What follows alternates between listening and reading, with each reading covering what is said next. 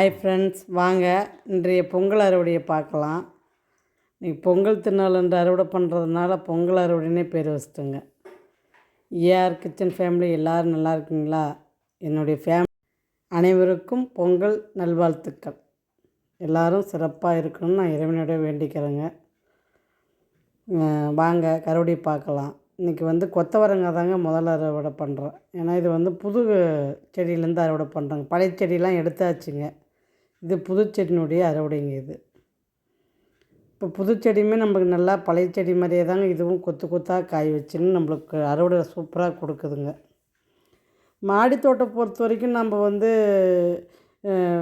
காய் செடிங்களை பார்த்து பார்த்து தாங்க வைக்கணும். எப்படின்னா இப்போ பூசணி, சுரக்காய் இந்த மாதிரி ஐட்டங்களை இந்த காலிஃப்ளவரு, நூக்கல், கேரட்டு, பீட்ரூட்டு இந்த மாதிரி ஐட்டங்கள்லாம் நம்ம நட்டுட்டு சிரமப்பட வேண்டாங்க. சிரமப்பட்டுட்டு அதில் அறுவடையும் எடுக்க முடியாத கஷ்டப்படுறது அது நம்மளுக்கு பயன் கிடையாதுங்க.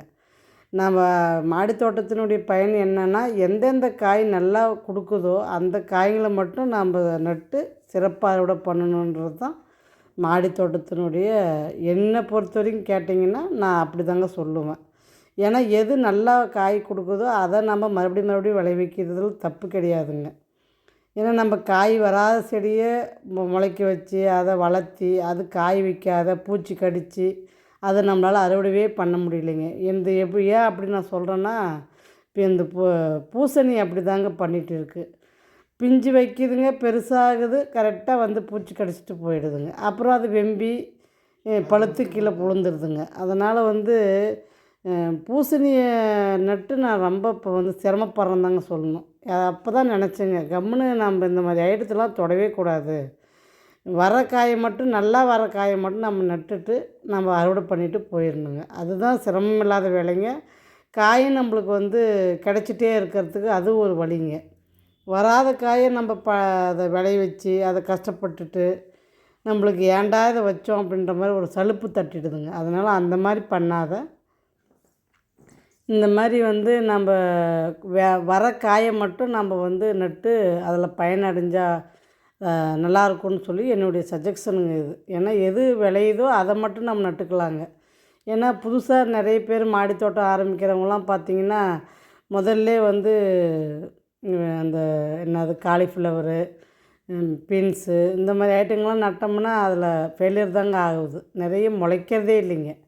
அதனால நம்மளுக்கு வரக்காய் என்னவோ இப்போ வெண்டை நடலாங்க, கொத்தவரங்காய் நடலாம், தக்காளி நடலாம், மிளகா நடலாம், கத்திரி நடலாம். அந்த மாதிரி நம்மளுக்கு வரக்காயை ஃபஸ்ட்டு பேசிக்காக நட்டுடணுங்க. அதெல்லாம் நம்ம அறுவடை பண்ணி பழகிட்டோம்னா அதுக்கப்புறம் நம்ம இது மாதிரி புது ஐட்டங்கள்லாம் கொஞ்சம் கொஞ்சமாக ட்ரை பண்ணலாங்க. தப்பு கிடையாது. ஆனால் ரொம்ப ட்ரை பண்ணக்கூடாதுங்க. ஒரு சீசனுக்கு ஒரு டைம் ட்ரை பண்ணலாங்க. வந்துச்சுன்னா லாபம், வரலைன்னா விட்டுடணுங்க. திருப்பி திருப்பி நம்ம ட்ரை பண்ணுறதுனால என்ன ஆகுதுன்னா, இப்போ நான் அப்படி தாங்க இந்த பரங்கிக்காய்க்கு 2 சீசனுக்கு நான் ட்ரை பண்ணிவிட்டு இப்போ ஒரு 2 காய் வச்சுருக்குதுங்க. அதுவுமே அறுவடை பண்ணுவேனான்றது அறுவடை பண்ணுற வரைக்கும் கேரண்டி கிடையாதுங்க.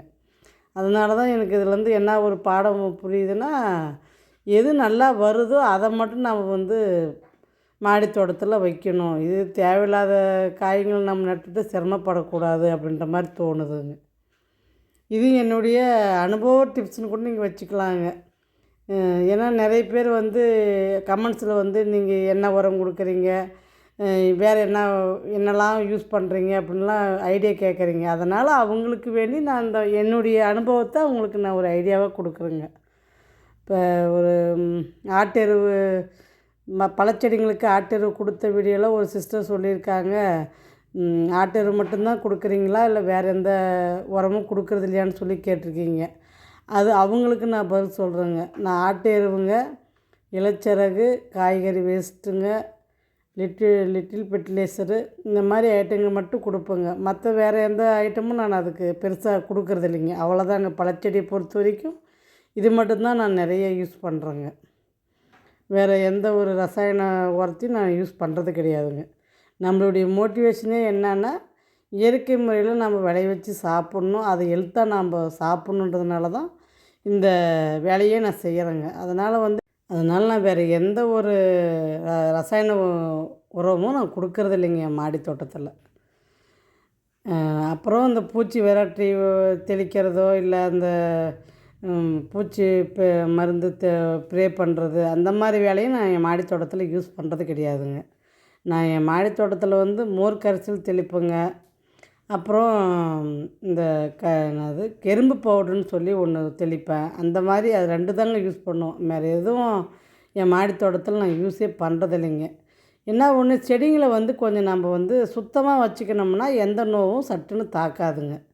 அது என்னுடைய ஒவ்வொரு வீடியோவுக்கும் நான் சொல்லிகிட்டே இருக்கேங்க. ஏன்னா ஒவ்வொரு வீடியோவிலுமே ஒவ்வொரு சிலர் வந்து உங்கள் செடிக்கு பூச்சி தாக்காதான்ற கேள்வி எனக்கு ரிப்பீட்டடாக வருதுங்க. அதனால் அவங்களுக்கு வந்து நான் ஒவ்வொரு வீடியோவிலும் நான் பதில் சொல்கிறேங்க. ஏன்னா ஒரு வீடியோ பார்ப்பீங்க, ஒரு வீடியோ பார்க்க மாட்டீங்க. அதனால் வந்து ஒரு வீடியோவிலையாவது உங்களுக்கு வந்து இது போய் சேரட்டும் அப்படின்றதுனால நான் வந்து உங்களுக்கு இதை சொல்கிறேங்க. பாருங்கள் காய் எவ்வளோ ஹெல்த்தியாக எவ்வளோ ஃப்ரெஷ்ஷாக இருக்குதுன்ட்டு. இது தாங்க இந்த மாடி தோட்டத்தில் நம்மளுக்கு உண்டான ஒரே ஒரு சந்தோஷம் என்ன அப்படின்னா, அதனுடைய ஃப்ரெஷ்னஸ்ஸு, அதனுடைய ஹெல்த்து அதெல்லாம் பார்க்கும்போது நம்மளுக்கு வந்து ஒரு சந்தோஷன்றதை விட ரொம்ப நம்ம ஹெல்த்தாக சாப்பிட்றோம் அப்படின்ற ஒரு மன நிம்மதிங்க. ஹெல்த்தாக நம்ம சாப்பிட்ணுன்றதுனால தாங்க நம்ம இவ்வளோ இது பண்ணுறோம். ஆனால் இப்போ நம்ம உழைக்கிறது, நம்ம சம்பாதிக்கிறது எல்லாமே பார்த்திங்கன்னா நம்மளுடைய வயிற்றுக்கு தாங்க. அந்த வயிற்றுக்கு வந்து நம்ம ஹெல்த்தாக சாப்பிட்றோமா அப்படின்னு கேள்வி கேட்டிங்கன்னா, ஹெல்த்தாக சாப்பிட்டு இருந்தோம்னா நம்மளுக்கு ஒரு திருப்தி. அதனால் இந்த வேலையை நான் வந்து கஷ்டப்படாத செய்கிறேங்க. அதனால் நான் எந்த ஒரு உரத்தையும் பயன்படுத்துறது கிடையாது. இந்த மாதிரி நீங்களும் மாடி தோட்டத்தில் வந்து விளைஞ்சி சாப்பிட்டு ஆரோக்கியமாக இருக்கணும். இந்த தைத்திருநாளில் நல்ல நாளில் என்னால் முடிஞ்ச ஒரு சின்ன டிப்ஸுங்க இது. வாங்க என்னுடைய வீடியோவுக்கு கமெண்ட்டு கொடுத்த அத்தனை பேருக்கும் ரொம்ப ரொம்ப நன்றிங்க. அத்தனை உள்ளங்களுக்கும் ரொம்ப நன்றிங்க. ஒரு ஸ்ரீலங்கா சிஸ்டரில் வந்து ஆய் சொல்லுங்க அப்படின்றதே ஒரு கமெண்ட்டாக கொடுக்குறாங்க. அந்த மாதிரி அந்த அளவுக்கு என்னுடைய வீடியோவை அவங்களுக்கு ரொம்ப பிடிச்சி போச்சுன்னு நினைக்கிறேங்க. அந்த மாதிரி அவங்களுக்கு ஒரு ஹாய்ங்க. சுதா அவர்களுக்கும் ரொம்ப ரொம்ப நன்றிங்க. அவங்களுக்கு ஒரு ஹாப்பி பொங்கல் வாழ்த்துக்கள்ங்க. அதுக்கப்புறம் ஒரு வாழ்த்துக்கள் சிஸ்டர்னு சொல்லி ஒருத்தர் சொல்லியிருந்தாங்க. அவங்களுக்கும் ரொம்ப நன்றிங்க. உங்களுக்கும் ஹாப்பி பொங்கல் வாழ்த்துக்கள்ங்க. அந்த மாதிரி நிறைய பேர் என்னுடைய வீடியோவை நல்லா ரசிக்கிறீங்க. அதுக்கு உண்டான இதை வந்து நல்லா பாசிட்டிவ் கமெண்ட்டாக கொடுக்குறதெல்லாம் படிக்கும்போது எனக்கு ரொம்ப சந்தோஷமாக இருக்குதுங்க. இதுக்கு வந்து நான் என்ன உங்களுக்கு சொல்கிறதுன்னா ஒரே ஒரு வார்த்தைங்க, ரொம்ப ரொம்ப நன்றிங்கன்னு ஒரு வார்த்தை என்னால் சொல்ல முடியுதுங்க. இதே மாதிரி தொடர்ந்து என் வீடியோவுக்கு சப்போர்ட் கொடுங்க. உங்களுடைய ஆதரவில் தான் நான் வந்து இவ்வளோ மேலே வரேன் அப்படின்றத உங்களுக்கு நான் தெரிவிக்கிறேங்க. உங்களால் தான் நான் இவ்வளோவுக்கும் மேலே வர்றதுக்கு காரணம் நீங்கள் தான். வாங்க அடுத்தது கத்திரிக்காயோடைய பார்க்கலாம். கத்திரிக்காய் வேணால் நம்ம அடுத்த ஆடிப்பட்டத்துக்கு நான் வந்து ஒரு 5 இல்லை 4 வெரைட்டி ட்ரை பண்ணுறேங்க. ஏன்னா கத்திரிக்காய் ட்ரை பண்ணலாங்க, தப்பு கிடையாது. ஏன்னா கத்திரிக்காய் எந்த வெரைட்டி வச்சாலுமே நம்மளுக்கு நல்லா பலன் கொடுக்குதுங்க. அதெல்லாம் சும்மா சொல்லக்கூடாதுங்க. கத்திரி வெரைட்டி மட்டும் சூப்பராக பலன் கொடுக்குதுங்க. அதனால் அதை நடலாம், அது தப்பு கிடையாதுங்க. அது எத்தனை வெரைட்டி நம்ம நட்டு பார்த்தாலுமே அதுக்கு பலன் கொடுக்குதுங்க. அதனால் கத்திரி வெரைட்டிலாம் நம்ம அழகாக ட்ரை பண்ணலாங்க. பீன்ஸு, இந்த பூசணிக்காய் இந்த மாதிரி ஐட்டம் தான் எனக்கு வந்து சரியாக பலன் கொடுக்க மாட்டேங்குதுங்க. இந்த முறை வந்து ஆடிப்பட்டத்துக்கு ஒரு 2-3 ஐட்டம் புதுசாக ட்ரை பண்ணலான்ட்டு நான் யோசித்து வச்சுருக்கேங்க. நான் ஆடிப்பட்டை வந்து ஒரு மாதம் முன்னாடியே ஆரம்பிப்பேங்க. அந்த மாதிரி ஆரம்பிக்கும் போது உங்களுக்கு நான் தனி வீடியோவாக கொடுக்குறேங்க. என்னோட ஆரம்பிக்கிறவங்க நீங்களும் ஆரம்பிங்க. நம்மளுடைய மாடி தோட்டத்தை நம்ம சிறப்பாக கொண்டு வரணுன்றது தான் என்னுடைய ஆசைங்க.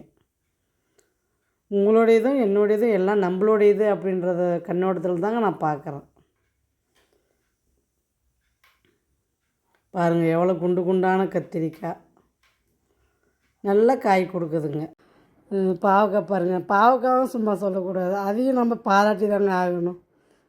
எல்லா தடையும் பாவக்காய் நானும் வரேன்னு சொல்லிட்டு 4 காய் 5 காய் அதோட கொடுத்துட்டே இருக்குதுங்க. இது இந்த பாவக்காய் செம்ம கசப்புங்க. தெரியாத இந்த முறை வெள்ளை பாவக்காயை போட்டுட்டேன். அடுத்த தடவை நான் பச்சை பாவக்காய் தாங்க போடணும். ஏன்னா சரியான கசப்புங்க, சாப்பிட்றதுக்கே ரொம்ப கஷ்டமாக இருக்குது.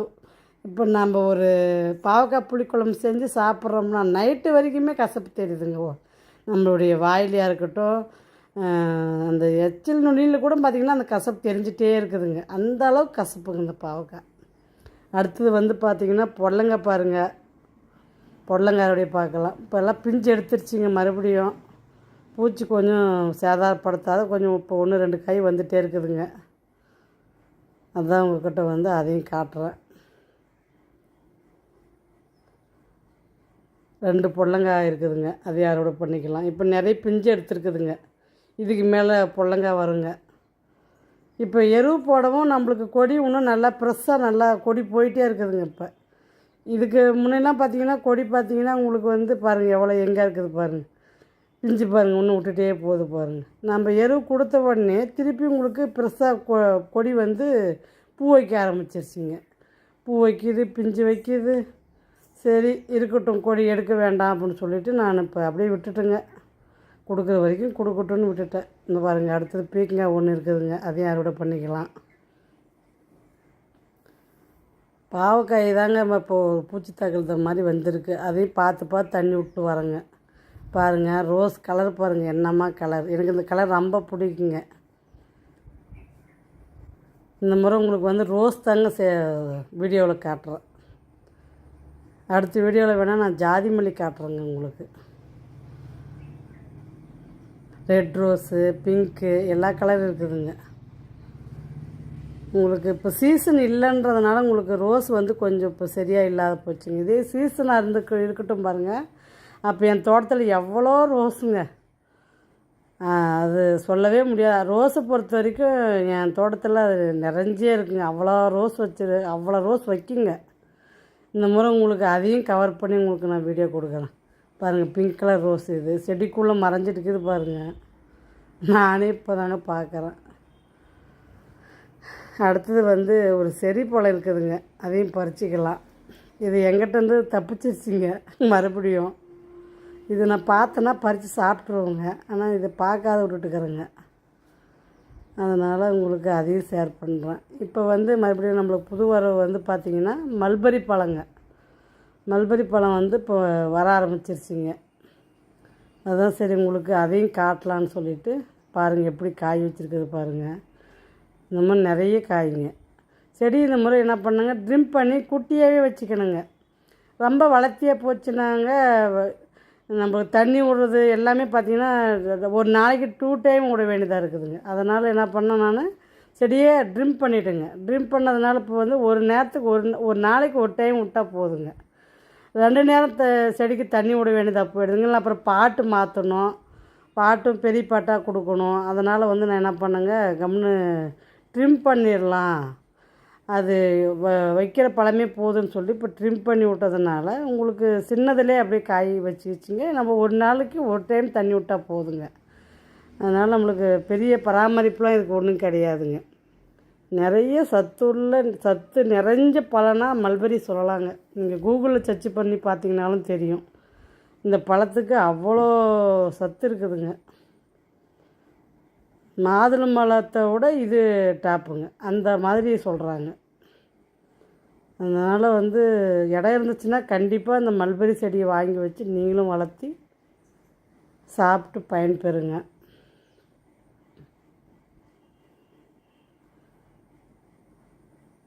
இது குருவி தாங்க இவ்வளோ நாளாக சாப்பிட்டுட்டு இருந்தது. என்னாவோ தெரியல, குருவிக்கு திகட்டிடுச்சோ என்னாவோ, குருவி இப்போ வரதில்லைங்க. அதனால் பழம் இப்போ எனக்கு கிடைக்கிது.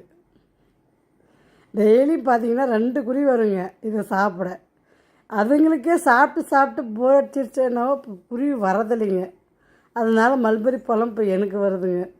சரி வாங்க என்னென்ன அறுவடை பண்ணியிருக்கிறோன்னு பார்க்கலாம். மல்பரி, அதிலே பாருங்கள் செர்ரி பழம், அப்புறம் கத்திரிக்காய் பாருங்கள், எப்படியும் ஒரு 2 கிலோக்காவது வருங்க. அந்த அளவுக்கே இருக்குது பாருங்கள்.